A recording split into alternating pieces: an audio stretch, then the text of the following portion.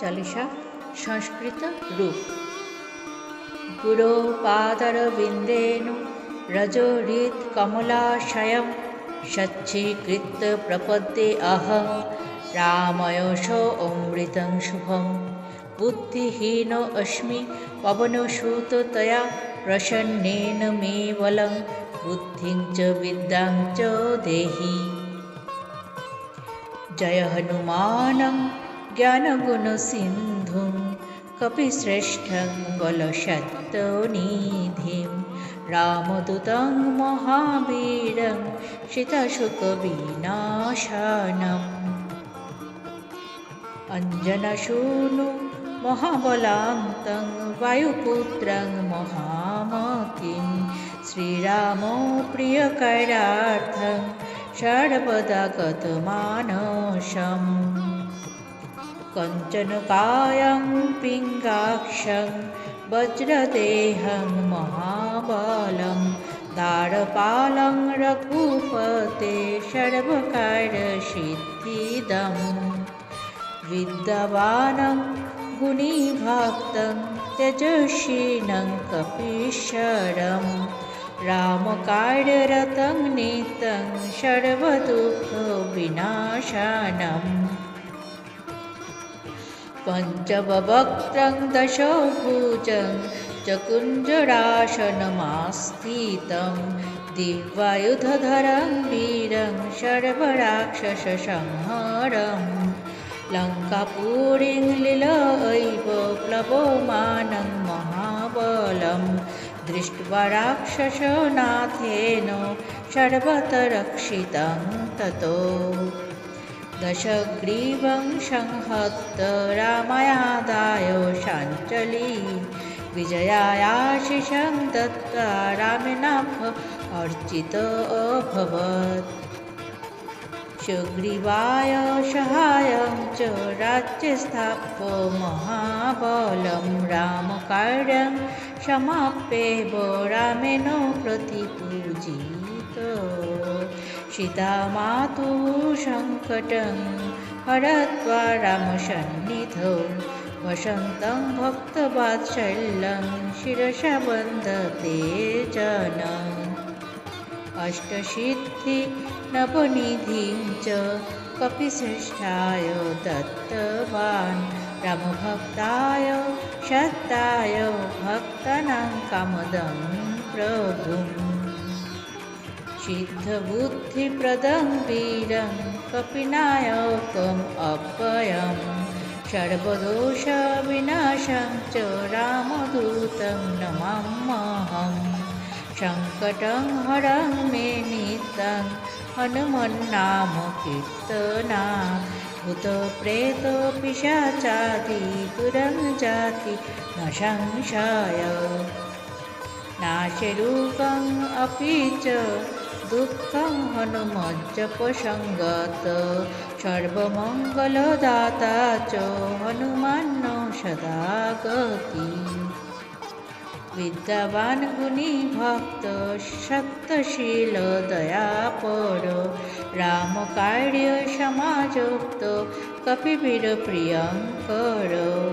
लङ्काविध्वंसकर्तारं रावणान्तकरं प्रभुं सीताशोकविनाशं च रामदूतं भजाम्यहम्। रामरक्षाविधानकं रामनामपरायणं रामभक्तिपरं नित्यं रामकार्यसुधारणम्।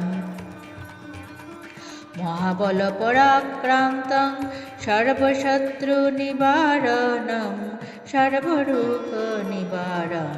च हनुमन्तं नमाम्यहम्।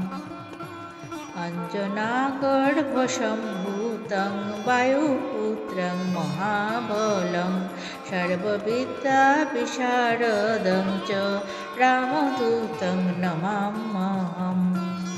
जप्य हनुमन्नाम्ना सर्वपापक्षयो भवेत् सर्वकष्टविनाशश्च भवेत्येव न संशयो।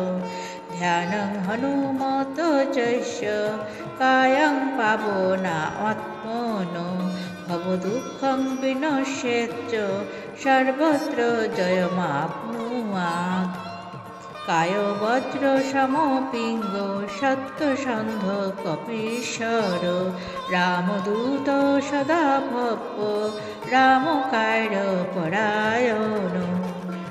राम नाम महाशक्ति रामभक्तिपरायणं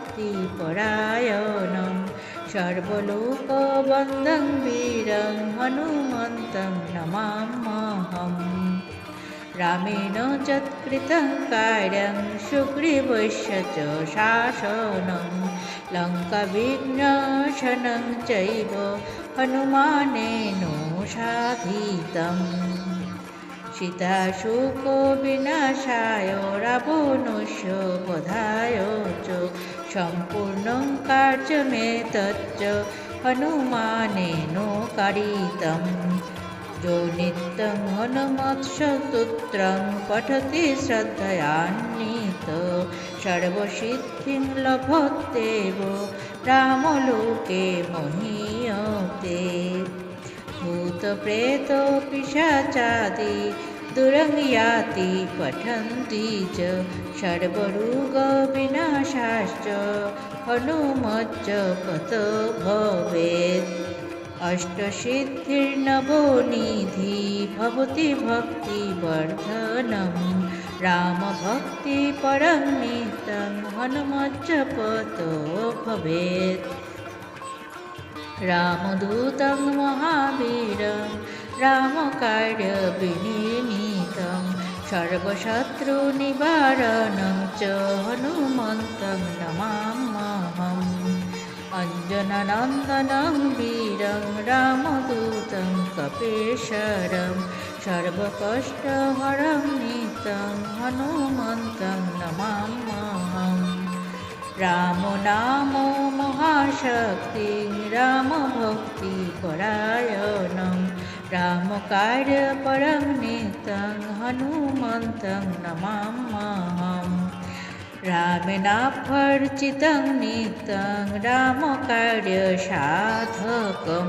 रामभक्तिपरं नित्यं हनुमन्तं नमाम्यहम् राम नाम प्रभावेन लङ्काविध्वंसकारकं रामकार्यसमायुक्तं हनुमन्तं नमाम्यहम् रामदूतं महावीरं सर्वशत्रुनिवारणं रामभक्तिपरं नित्यं हनुमन्तं नमाम्यहम् रामेण प्रियसखं च रामभक्तिपरायणं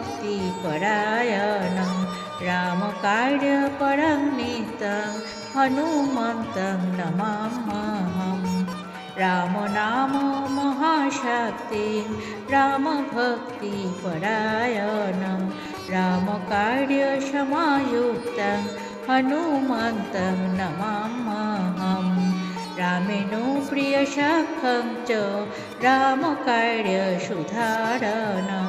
रामभक्तिपरं नित्यं हनुमन्तं नमाम्यहम् राम नाम महाशक्तिं रामकार्यसमायुक्तं रामभक्तिपरं नित्यं हनुमन्तं नमाम्यहम् रामेण प्रियसखं च रामकार्यसुधारणं रामभक्तिपरं नित्यं हनुमन्तं नमाम्यहम् राम नाम महाशक्तिं रामकार्यसमायुक्तं रामभक्तिपरं नित्यं हनुमन्तं नमाम्यहम् रामेण प्रियसखं च रामकार्यसुधारणं रामभक्तिपरं नित्यं हनुमन्तं नमाम्यहम् पवनतनय सङ्कटहरण मङ्गलमूर्तिरूपो रामलखन सीतासहितो हृदयवसो सुरभूषितो